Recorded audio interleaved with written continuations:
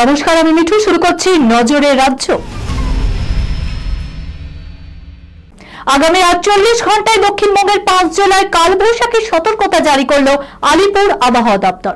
বৃহস্পতিবার বজ্রবিদ্যুৎ সহ ঝড় বৃষ্টি হতে পারে বীরভূম, পূর্ব বর্ধমান, পশ্চিম বর্ধমান, ঝাড়গ্রাম এবং পশ্চিম মেদিনীপুরে। সঙ্গে ঘন্টায় 50 থেকে 60 কিলোমিটার গতিবেগে দমকা ঝোড়ো হাওয়া বইতে পারে। কোথাও কোথাও শিলাবৃষ্টির সম্ভাবনাও রয়েছে। বৃহস্পতিবারও কলকাতা সহ দক্ষিণবঙ্গের সব জেলাতেই গরমের কারণে অস্বস্তিকর আবহাওয়া থাকবে। কোথাও কোথাও বৃষ্টির সঙ্গে পাল্লা দিয়ে চলবে তাপপ্রবাহ। Sunirnoy imagine centre private limited advance প্যাথোলজিতে thalassaemia screening, large size biopsy setup সহ সমস্ত পরীক্ষা, echocardiography, foetal echocardiography, CT scan, CT guided FNAC, 4D USG, USG guided FNAC, endoscopy, colonoscopy, uroflowmetry, spirometry, colour doppler, digital X-ray, তাছাড়াও সমস্ত বিশেষজ্ঞ চিকিৎসকদের পরিষেবা একই ছাদের তলায় নিয়ে হাজির সুনির্ণয়। ঠিকানা 126/1 পিলখানা রোড, রানীবাগান, বহরমপুর, মুর্শিদাবাদ। বিশদে জানতে যোগাযোগ করুন 8373049252 7547900377।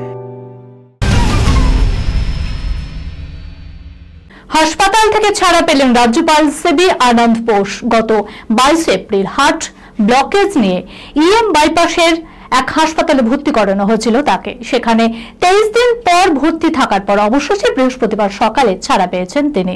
প্রয়োজনীয় চিকিৎসার পর এখন সুস্থ রাজ্যপাল। রক্তে অক্সিজেনের মাত্রা, রক্তচাপ, শর্করার মাত্রা সবই স্বাভাবিক রয়েছে, তাই হাসপাতাল থেকে ছেড়ে দেওয়া হয়েছে রাজ্যপালকে। সুমিত অরোরার সঙ্গে নতুন ইনিংস শুরু করছেন বাগদান ও সারা। শোনা যাচ্ছে বিয়ের প্রস্তুতিও শুরু করছেন রীতা ভরি চক্রবর্তী। এবার জীবনের বিশেষ উপলব্ধির কথা জানালেন তিনি।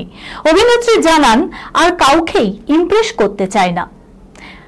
মাসাবা গুপ্তার শাড়িতে নিজেকে সাজিয়েছেন রীতা ভরি চক্রবর্তী। সেই ছবির ক্যাপশনে নিজের বর্তমান জীবন সম্পর্কে তিনি লিখেছেন, আমি বর্তমানে জীবনের সেই জায়গায় পৌঁছে গেছি যেখানে আর কাউকে ইমপ্রেস করতে চাই না, বরং ভেতর থেকে শান্তি অনুভব করা আমার কাছে এখন বেশি গুরুত্বপূর্ণ হয়ে উঠেছে। আমি এখন পাত্তা দিই না যে এখন ট্রেন্ড কি চলছে, ফ্যাশন কি চলছে বা কি চলছে না। এই খবরের সঙ্গে শেষ করলাম আজকের নজরে রাজ্য। আপনারা দেখছেন টিভি 24 বাংলা, সংবাদ বিনোদন সারাদিন সারাক্ষণ।